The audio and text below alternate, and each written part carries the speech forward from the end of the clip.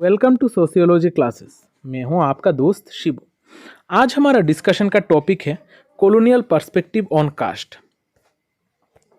Colonisers यानी कि जो ब्रिटिशर्स थे वो हमारे इंडिया का जो कास्ट सिस्टम है, खासकर हमारा जो हिंदू कास्ट सिस्टम है, उसको किस नज़रिए से देखते थे, इसके बारे में आज का ये टॉपिक है। यहाँ पर हमें समझना होगा कि हमारा जो कास्ट सिस्टम है इसको हर किसी ने अपने पॉइंट ऑफ व्यू से समझने की कोशिश की थी। कोई टेक्स्ट बुक को पढ़ रहा था, कोई प्रीवियस जो थिंकर्स थे उन लोगों ने किस तरीके का कास्ट को बारे में बात की थी, और बहुत सारे थिंकर वैसे थे जो फील्ड स्टडी के द्वारा कास्ट को समझने की कोशिश कर रहे थे। इस वजह से हम जब पर्सपेक्टिव की बात करते थे तो हमारा कास्ट एक ही है, लेकिन इस कास्ट सिस्टम को समझने का नज़रिया अलग अलग तरीके का है। इसी तरीके से आज हम समझने की कोशिश करेंगे कि ये जो कॉलोनाइजर्स यानी कि जो ब्रिटिशर्स थे वो लोग किस तरीके से हमारे कास्ट सिस्टम को समझते थे। यहाँ पर आज के क्लास में हम बेसिकली देखेंगे इंटरप्रिटेशन ऑफ द वर्ण मॉडल ऑफ कॉलोनिस्ट, फिर डिवाइन ओरिजिन ऑफ वर्ण सिस्टम। यहाँ पर डिवाइन ओरिजिन यानी कि कॉलोनाइजर्स किस तरीके से इस चीज़ को देखते थे कि वर्ण सिस्टम किस तरीके से आया, इसके बारे में बात किया जाता है। फिर refiguring of caste under colonial rule. पहले जो कॉलोनाइजर जिस तरीके से चीज़ों को समझते थे, बाद में वो लोग इसको फिर से वापस से रीफिगर करने की कोशिश कर रहे थे। वहाँ पर वो लोग कास्ट सिस्टम को किस नज़रिए से देखते थे ये देखेंगे। फिर देखेंगे एट्रीब्यूट्स ऑफ डिफरेंट कास्ट, यानी कि जो ब्रिटिशर्स थे वो अलग अलग कास्ट का एट्रीब्यूट्स किस तरीके से समझ रहे थे, वो लोग कास्ट को किस तरीके से डिफरेंशिएट कर रहे थे, इसके बारे में भी हम जानेंगे। तो चलिए आज का ये क्लास शुरू करते हैं। हम पहले देखते हैं इंटरप्रिटेशन ऑफ द वर्ण मॉडल बाय कॉलोनियलिस्ट। कॉलोनियलिस्ट किस तरीके से हमारा वर्ण मॉडल को इंटरप्रेट करते थे। अब ये जो वर्ण मॉडल है अलग अलग जगहों पर इसका डिस्क्रिप्शन अलग तरीके से दिया गया है। ब्रिटिशर्स जिस बुक को फॉलो कर रहे थे वो था धर्मशास्त्र, जिसको मनु ने लिखा था। इसको ट्रांसलेट किया था विलियम जोन्स ने 1794 में, और इसका इंग्लिश वर्जन का नाम है द लॉज ऑफ मनु। यहाँ पर कास्ट सिस्टम को रिलेटेड बहुत सारे लॉज लिखे हुए हैं, और ख़ासकर जो हिंदू सोसाइटी है इस बुक में जिस तरीके का कास्ट सिस्टम के लॉज लिखे हुए हैं उसको ही फॉलो करता है। और ये जो ब्रिटिशर्स थे वो लोग भी इसी बुक को फॉलो कर रहे थे, जिसको ट्रांसलेट किया था विलियम जोन्स ने। अब उनका कॉलोनाइजर्स का या फिर ब्रिटिशर्स जो थे वो लोग इंडियन कास्ट सिस्टम को देख रहे थे धर्मशास्त्र के हिसाब से। मनु ने जो धर्मशास्त्र लिखा था उसके हिसाब से वो लोग इंडिया के कास्ट सिस्टम को देख रहे थे। ये उनके लिए एक क्लासिकल स्टेटमेंट है जिसके द्वारा वो इंडिया के कास्ट सिस्टम या फिर वर्ण सिस्टम को समझने की कोशिश कर रहे थे। इस बुक में लिखा गया था कि इंडिया का जो कास्ट सिस्टम है, हिंदू कास्ट सिस्टम है, वो 4 हायरार्किकल अरेंज्ड वर्णस में विभक्त है। यानी कि 4 वर्णस है अलग अलग तरीके का, ब्राह्मण, क्षत्रिय, वैश्य, शूद्र। ये 4 वर्ण है हमारे हायरार्किकल कास्ट सिस्टम में। यहाँ पर जो अनटचेबल्स है यानी कि जिनको हम दलित कहते हैं, ये निचले वर्ग में रहते हैं। अब ये निचले वर्ग में किस वजह से रहते हैं ये हम थोड़ा जान लेते हैं। अब देखते हैं डिवाइन ओरिजिन ऑफ वर्ण सिस्टम।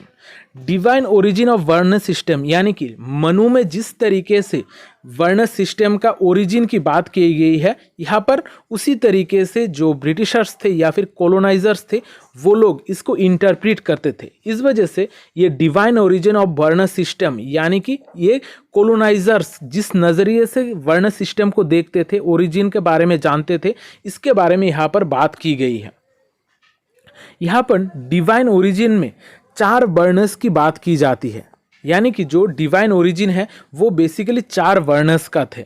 यहाँ पर जो प्रीमिवल क्रिएटर यानी कि जो पौरुष है, यानी कि जो हमारा अल्टीमेट क्रिएटर है यानी कि भगवान है, उसके शरीर के अलग अलग हिस्सों से, उसके सेल्फ सेक्रीफाइस के वजह से, उनके अलग अलग अंग से अलग अलग तरीके का वर्णस ओरिजिनेट हुए हैं। यानी कि उनके शरीर से ही 4 वर्णों का क्रिएट हुआ है।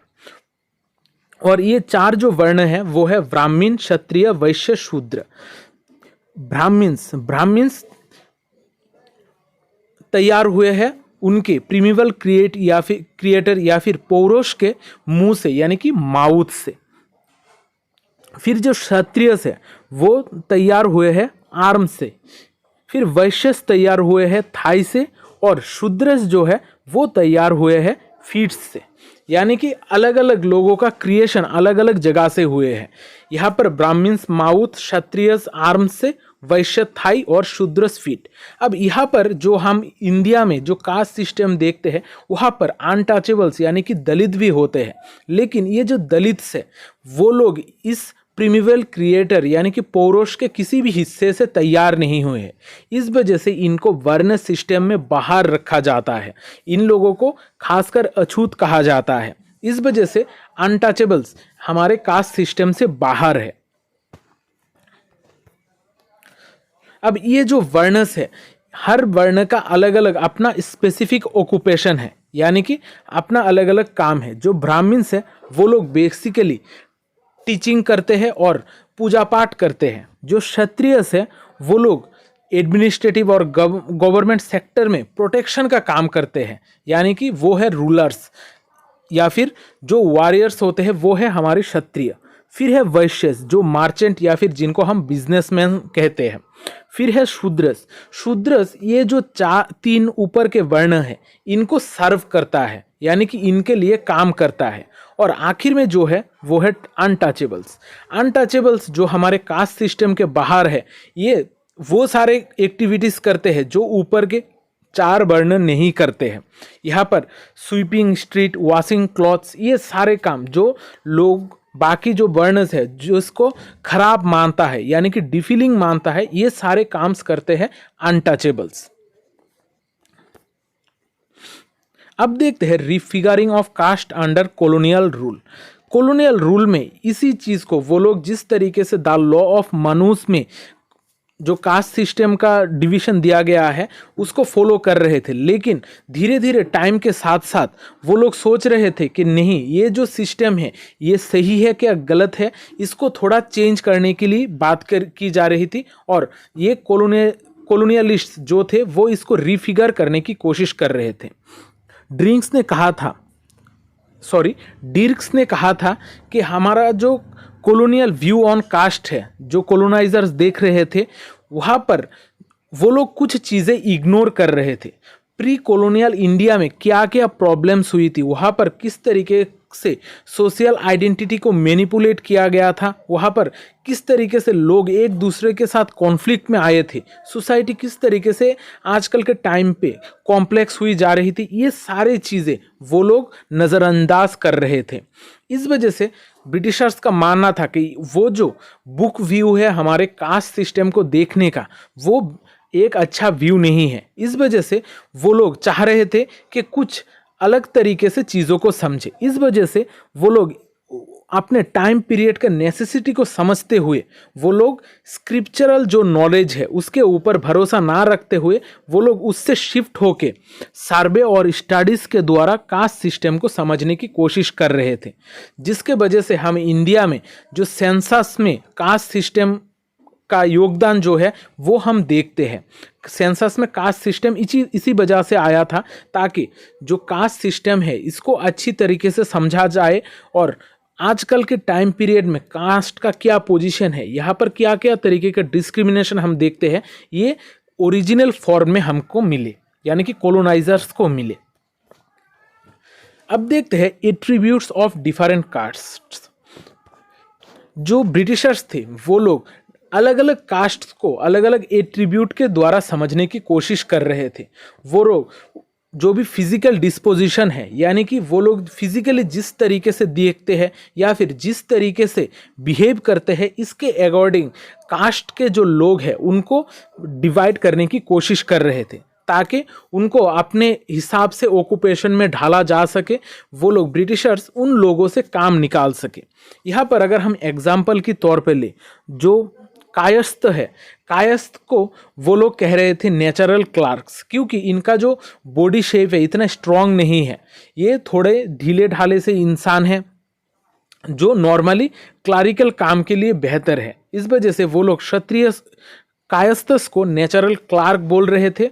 फिर डोगरास, राजपूत, पंजाबी, सिख और गुरखास, इनका जो बॉडी स्ट्रक्चर है ये स्ट्रॉन्ग स्ट्रक्चर था। इस वजह से ये लोग इन सारे लोगों को मार्शियल कास्ट कह रहे थे। मार्शियल कास्ट यानी कि जो लोग फाइट कर सकेंगे और जो लोग उनको डिफेंड कर सकेंगे। इस वजह से जब ब्रिटिशर्स ने रिक्रूट की थी पुलिस में या फिर जो मिलिट्री में जो लोगों को रिक्रूट किया था, ये सारे ग्रुप से ही रिक्रूट किया था, क्योंकि उनका मानना था इनका फिजिकल स्ट्रक्चर स्ट्रांग है तो ये लोग बेहतर लड़ाई कर सकेंगे।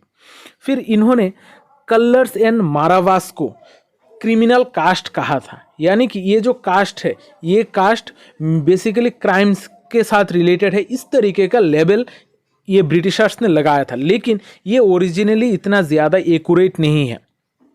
इस वजह से इसको लेकर भी हम बहुत ज़्यादा प्रॉब्लम देखते हैं हमारे ब्रिटिशर्स के द्वारा। लेकिन ब्रिटिशर्स जो भी चीज़ें कर रहे थे वो इंडिया को रूल कर सके इस वजह से कर रहे थे। इस वजह से उनका जो कास्ट सिस्टम के ऊपर व्यू है ये थोड़ा हमें डिस्टॉर्टेड मिलता है, यानी कि थोड़ा गलत तरीके से वो लोग हमारे कास्ट सिस्टम को डिफाइन करते हैं। अब कंक्लूजन में ये सारे चीज़ों से हमें क्या पता चलता है?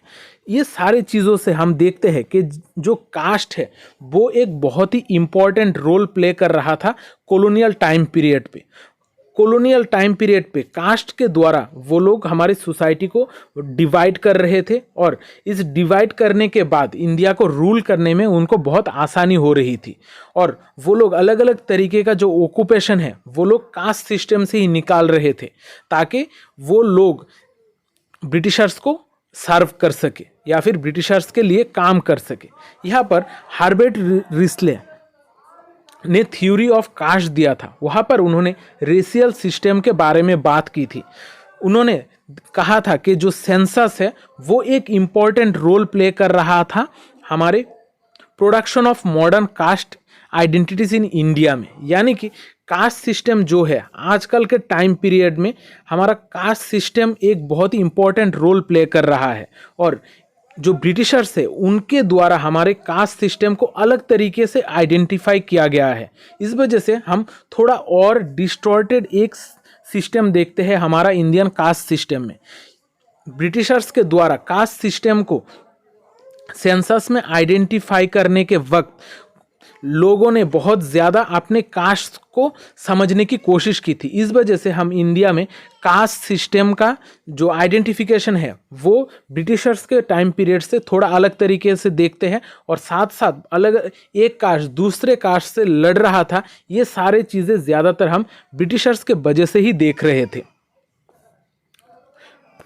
तो ये क्लास में मैंने कोशिश की है कि आप लोगों को कॉलोनियल पर्सपेक्टिव ऑन कास्ट के बारे में थोड़ा बहुत समझा दूं। अगर क्लास अच्छा लगा है तो कमेंट करके ज़रूर बताना और वीडियो को लाइक और शेयर ज़रूर करना, क्योंकि शेयरिंग इज़ केयरिंग। तो मिलते हैं अगली क्लास में, तब तक अच्छे रहिए, स्वस्थ रहिए और लोगों में प्यार बांटते रहिए। जय हिंद।